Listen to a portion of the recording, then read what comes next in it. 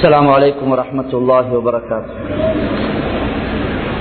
الحمد لله وحده والصلاة والسلام على من لا نبي بعد أما بعد فأعوذ بالله من الشيطان الرجيم. بسم الله الرحمن الرحيم. ومن آياته أن خلق لكم من أنفسكم أزواجا لتسكنوا إليها وجعل بينكم مودة ورحمة إن في ذلك لآيات لقوم يتفكرون. صدق الله العظيم.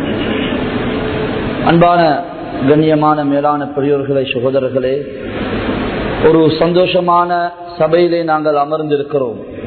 நிக்காஹ், திருமணம் என்பது இஸ்லாம் இதை ஒரு இபாதத்தாக, ஒரு வணக்கமாக பார்க்குகின்றது. திருமணத்தை இபாதத்தாக ஆக்கிய ஒரே மார்க்கம் இஸ்லாம்.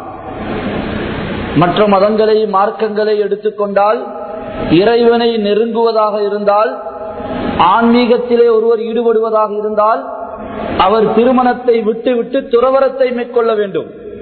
கோயில் பூசாரியாகுவதாக இருந்தாலும் சரி, கிறிஸ்தவர்களுடைய பாதிரியாக ஆகுவதாக இருந்தாலும் சரி, பௌத்தர்களுடைய கோயிலுடைய பந்தலையுடைய அவர் மதகுருவாக ஆகுவதாக இருந்தாலும் சரி, முதலாவது அவர் திருமணத்தை விட வேண்டும். மற்ற கோட்பாடுகள், மதங்கள் என்ன கருதுகிறது? திருமணம் என்பது இறை வழிபாட்டுக்கு தடையான ஒன்று, இறைவனை நெருங்குவதற்கு தடையான ஒன்று.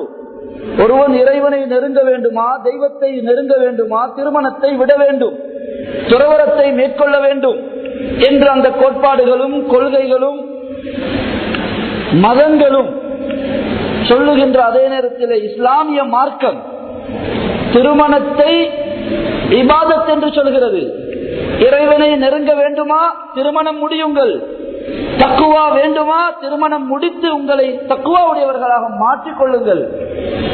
இறையச்சத்தை, பக்குவத்தை, பேணுதலை உண்டாக்க திருமணம் முடித்து நீங்கள் கட்டுப்பாடான பக்குவமான வாழ்க்கையில் கைவையுங்கள், கால் வையுங்கள் என்று இஸ்லாம் சொல்லுகிறது என்று சொன்னால், எவ்வளவு தூரத்துக்கு இஸ்லாம் மனித உணர்வுகளை உணர்ந்த மார்க்கம், மனிதனுடைய யதார்த்தத்தோடு ஒற்றி போகுகின்ற மார்க்கம் என்பதை நாங்கள் புரிந்து கொள்வதற்கு இது ஒன்று மாத்திரமே போதுமானது. டாக்டர் வலம்புரி ஜான் ஹிந்து அவர் சொல்லுகிறார், மண்ணுக்கேற்ற மார்க்கமே இஸ்லாம், மனிதனுக்கு உகந்த மார்க்கமே இஸ்லாம், விண்ணிலும் பின்பற்ற தகுந்த மார்க்கமே இஸ்லாம். இஸ்லாத்தை நானும் நீங்களும் புரிகிறோமோ இல்லையோ, அந்நியர்கள் இஸ்லாத்தை பற்றி சொல்கிறார்கள். அன்பான அல்லாஹுடைய நல்லடியார்களே, மனிதனை படைத்த அல்லாஹ் மனிதனுக்கு ஆசைகளையும் தேவைகளையும் சோதனையாக கொடுத்திருக்கிறான். மனிதனுக்கும் மலக்குகளுக்கும் இடையில் உள்ள வித்தியாசமே இங்குதான். மனிதனுக்கும் மலக்குகளுக்கும் உள்ள வித்தியாசமே இங்குதான் வேறுபாடு ஏற்படுகிறது. மலக்குகளுக்கு அல்லாஹு தஆலா ஆசைகளையோ தேவைகளையோ படைக்கவில்லை. அவர்கள் சதாவும் அல்லாஹ்வுடைய இபாதத்திலே ஈடுபட்டு இருக்கிறார்கள். அவர்களுக்கு பகுத்தறிவை கொடுத்திருக்கிறான். இந்த பகுத்தறிவு சொல்லுகிறது, நான் நானாக பிறக்கவில்லை, என்னை படைத்த ஒருவன் இருக்கிறான். எனவே அந்த படைத்தவனுடைய கட்டளைக்கு நான் வழிபட வேண்டும் என்று அவர்களுடைய பகுத்தறிவு சொல்லுகிறது. அதன் அடிப்படையில்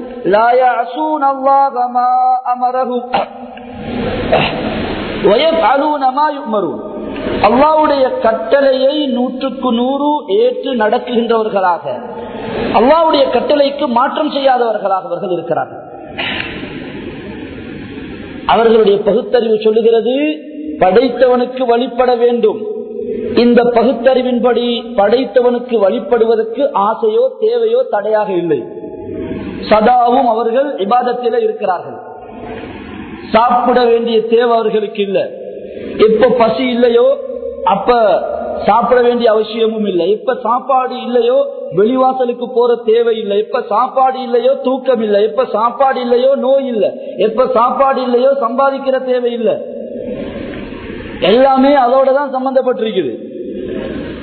எப்ப சாப்பாடு இல்லையோ வேற உணர்வுகளும் இச்சைகளும் இல்லை அவர்களுக்கு.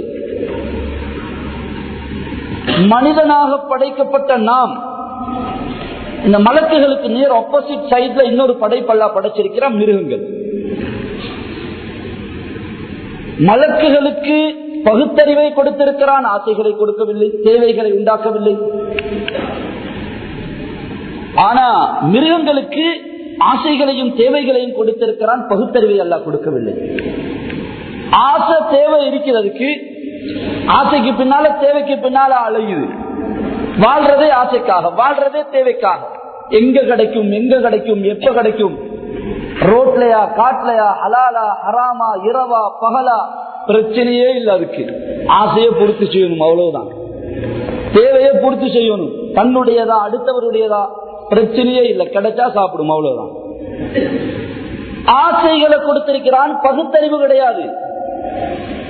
பகுத்து பார்க்குகின்ற அதுக்கு அறிவு இல்லை. மலக்குகளுக்கு பகுத்தறிவை கொடுத்திருக்கிறான், ஆசைகளை கொடுக்கவில்லை. மிருகங்களுக்கு ஆசைகளையும் தேவைகளையும் கொடுத்தவன் பகுத்தறிவை கொடுக்கவில்லை. மலக்குகளுடைய பகுத்தறிவு சொல்லுகின்றபடி வாழ்வதற்கு ஆசைகளோ தேவைகளோ தடை இல்லை. மிருகங்களுடைய ஆசைகள் தேவைகள் சொல்லுகின்றபடி வாழ்வதற்கு அதுக்கு பகுத்தறிவு தடை இல்லை. இந்த ரெண்டுக்கும் மத்தியிலே அல்லாஹு தஆலா மனிதனை படைத்திருக்கிறான். அவனுக்கு பகுத்தறிவையும் கொடுத்து ஆசைகள் தேவைகளையும் கொடுத்திருக்கிறான். பகுத்தறிவு கொடுக்கப்பட்ட மனிதன் பகுத்தறிவை பயன்படுத்தாமல் தன்னுடைய ஆசைகளுக்கு தேவைகளுக்கு பின்னால் அலைவான் என்றால், வெட்கம் மானம் ரோஷம் சூடு சொர்ண இல்லாமல் தன்னுடைய ஆசைகளை இச்சைகளை பூர்த்தி செய்பவனாக ஆகிவிடுவானேயானால் மிருகங்களை விட கேடுகட்டவன் என்று குர்ஆன் தீர்ப்பு செய்கிறது. மிருகமும் ஆசைக்கு பின்னால அலையுது, தேவைக்கு பின்னால அலையுது. இவனும் ஆசைக்கு தேவைக்கு பின்னால அலைகிறான். வித்தியாசம் எங்க? அதுக்கு பகுத்தறிவு கிடையாது, மார்க்கம் கிடையாது, நபிமார்கள் வரல, வேதங்கள் கொடுக்கப்படல. அப்படியெல்லாம் இருந்தும் அது அப்படி நடக்குது. ஆனால் மனிதனை பொறுத்தவரையில இதுவெல்லாம் கொடுக்கப்பட்ட பிறகும் இவன் இப்படி நடக்கிறான் என்றால், உலாஇக கல் அன்ஆம், அப்படியான ஆசைகளுக்கு அடிமைப்பட்டு வாழுகின்றவர்கள், ஹலால் ஹராமுடைய வேறுபாடு இல்லாமல் ஆசைப்படுவதை எல்லாம் செய்வது, ஆசைக்கு பின்னால் அலைபவர்கள், உலாயிக்க கல் அன்ஆம், கால்நடைகள் மிருகங்களை போன்றவர்கள் என்று குர்ஆனுடைய தீர்வு. குர்ஆன் அந்த விக்கல்ல, கல் அன்ஆம், அதுவும் ஆசைக்கு பின்னால் அலையுது, இவனும் ஆசைக்கு பின்னால் அலைகிறான், ரெண்டும் சமம் என்று சொல்லிட்டு குர்ஆன் அடுத்து சொல்லுது பல் இல்ல. கொஞ்சம் டீப்பா சிந்திச்சா சமப்படுத்துறது நியாயம் இல்ல. மிருகத்தோட இவனை என்ன செய்ய முடியாது, ஒரே ஸ்டேஜில் வைக்க இயலாது. பல் ஹும் அபல், மிருகத்தை விடவும் தாழ்ந்தவன், கீழானவன், மோசமானவன் என்று குர்ஆன் தீர்ப்பு செய்து. ஏன் மிருகம் ஆசைக்கு பின்னால் அலைகிறது என்று சொன்னால் அதுக்கு சொர்க்கம் ஒன்று கிடையாது, நரகம் என்பது ஒன்று இல்ல, பகுத்தறிவு இல்ல, ரசூல்மார்கள் நபிமார்கள் அதுக்கு வரல, அதுக்கு உலகத்தோட அதோட வாழ்க்கை முடியுது, அதுக்கு வேறொரு நோக்கம் ஒன்று இல்லை. இதுதான் நோக்கம், வாழ்றதே திங்கிறதுக்கு, வாழ்றதே ஆசைக்காக வாழும். ஆனால் மனிதன் அப்படி அல்ல. மனிதன் ஒரு பெரிய நீண்ட வாழ்க்கையை எதிர்நோக்கி இருக்கிறான். அவனுடைய உண்மையான லட்சியம் ஒன்று இருக்கிறது. அவைகளை எல்லாம் மறந்து, இந்த பகுத்தறிவை எல்லாம் மூடி வைத்து, வேதங்களை எல்லாம் மறந்து அவன் ஆசைக்கு பின்னால் மிருகத்தை போன்று அலைகிறான் என்றால் பல் இல்லை, சமப்படுத்த முடியாது. பல் ஹும் அபல், அந்த மிருகத்தை விட கீழ்த்தரமானவன் என்று குர்ஆன் சொல்லும். ஐரோப்பிய மேற்கத்திய நாகரீகம் என்ற பேர்ல அநாகரிகமான, அசிங்கமான, மிருகத்தனமான, கீழ்த்தரமான வாழ்க்கையை தான் இன்று உலகத்துக்கு அறிமுகம் செய்கிறார். ஆணும் ஆணும் திருமணம், பெண்ணும் பெண்ணும் திருமணம், ஹியூமன் ரைட்ஸ் என்ற பேர்ல மனித வெட்கம் மானம் சூடு சொர்ணையை கலைந்து எரிந்துவிட்டு மிருகத்தனமான வாழ்க்கைக்கு அடித்தளம் வகுக்குகின்ற ஒரு கலாச்சாரத்தையே பரப்புகிறார்கள். யாரும் யாரையும் கட்டுப்படுத்தக் கூடாது, யாரும் யாரோடையும் எப்பையும் எந்த நேரத்திலும் தன்னுடைய உணர்வுகளை ஆசைகளை பூர்த்தி செய்து கொள்ளலாம், அதற்கு எவரும் தடையாக இருக்கக்கூடாது. பேரண்ட்ஸுக்கும் அந்த ரைட்ஸ் இல்ல, டீச்சர்ஸுக்கும் அந்த ரைட்ஸ் இல்ல, யாரும் அவர்களை கட்டுப்படுத்தக் கூடாது. 5வது 4வது வகுப்பிலே பாலிய உணர்வுகள் சம்பந்தமான பாடங்கள் பாடத்திட்டத்தில் கட்டாய பாடமாக படிப்பிக்கப்பட்டு, இப்படியாக உங்களுக்கு ஆசைகளை அனுபவிப்பது உங்களுடைய உரிமை, உங்களுக்கான ரைட்ஸ், நீங்க எப்படி வேண்டுமானாலும் உங்களுடைய ஆசைகளை பூர்த்தி செய்து கொள்ளுங்கள் என்பது மேற்கத்திய நாகரிகத்தினுடைய கலாச்சாரத்தினுடைய அடிப்படை. ஆனால் நபிமார்கள் உலகத்துக்கு வந்தது இந்த மனிதனை மிருகத்தனத்திலிருந்து உயர்த்தி மலக்குகளை விட மேலானதாக மாற்றுவதற்காக நபிமார்கள் வந்தார்கள்.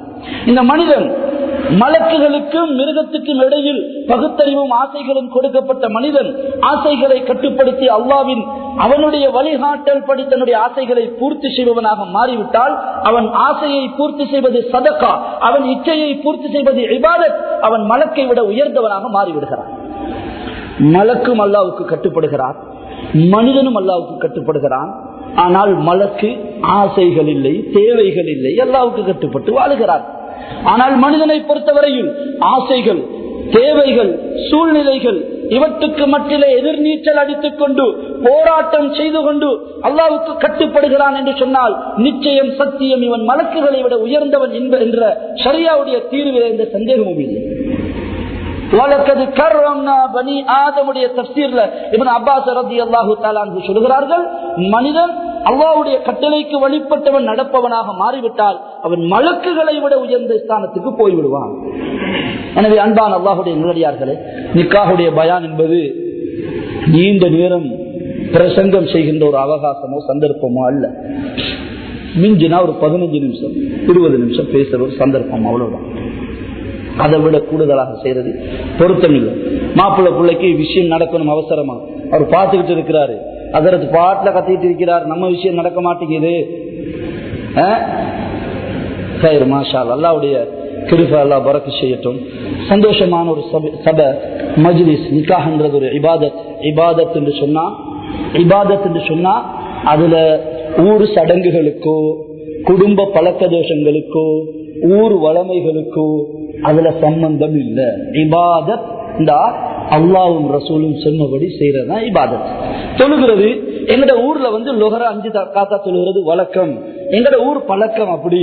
எங்கட குடும்பம் விரும்புறாங்கன்றதுக்காக லொஹர 3ஆக 5ஆக ஆக்க முடியுமா? முடியாது. நிக்காஹ்ன்றது இபாதத். அதுல ஊர் சடங்குகளுக்கோ பழக்க தோஷங்களுக்கோ சம்பிரதாயங்களுக்கோ குடும்ப வளமைகளுக்கோ இடம் கிடையாது.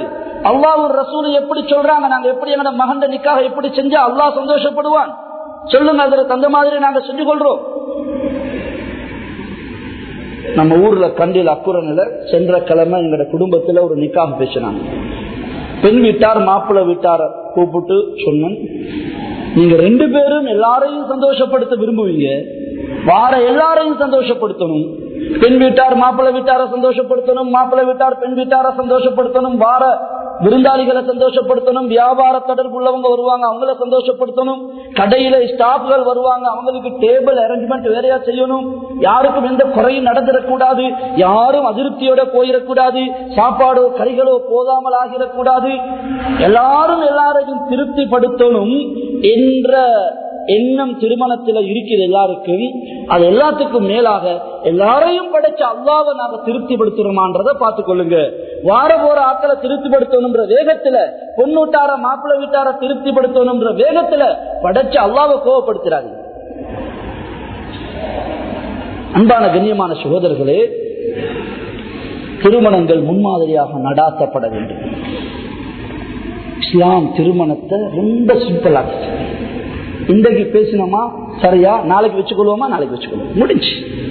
அக்கது முடிஞ்சா பொண்ணை மாப்பிள்ளை வீட்டுல விடுங்க அல்லது மாப்பிள்ளை பொண்ணு வீட்டுல விடுங்க, 2 இஸ்லாமிய முறை. அக்கது முடிஞ்சா அடுத்த நிமிஷம் முடிஞ்சு மாப்பிள்ளை பொம்பளை ஆகியாச்சு. கல்யாணம் பேசி 5 வருஷம் என்ன, ஏன் இன்னும் ரெடி ஆகுறாங்க, என்ன செய்யறாங்க, கல்யாணத்துக்கு ரெடி ஆகுறாங்க. பொண்ட தாத்தரமா, நான் பொண்ட தாத்தர மச்சாந்த மைனி யாரோ லண்டன்ல இருந்து வரணுமா, அதுக்கு வச்சு கொண்டிருக்கிறாங்க. அல்லாஹ் அக்பர். கல்யாணம் பேசியாச்சா முடிஞ்சு, நாளைக்கு வைக்க வாரக்கிழமை வச்சுக்கொள்வோமா, 2 நாளை வச்சுக்கொள்வோமா, ரெடியாகிறதுக்கு ஒன்றும் தேவையில்ல. மாப்பிள்ளை ரெடியா, பொண்ணு இருக்கிறா, வலி இருக்கிறாரா, மகர் இருக்கிறா, முடிச்சு கொடுங்க. மகர் கையில் இல்லையா, சரி கடனா கொடுக்கிறதா, கடனா கொடுக்கலாம் மகர, அவ்வளவுதான் தேவை.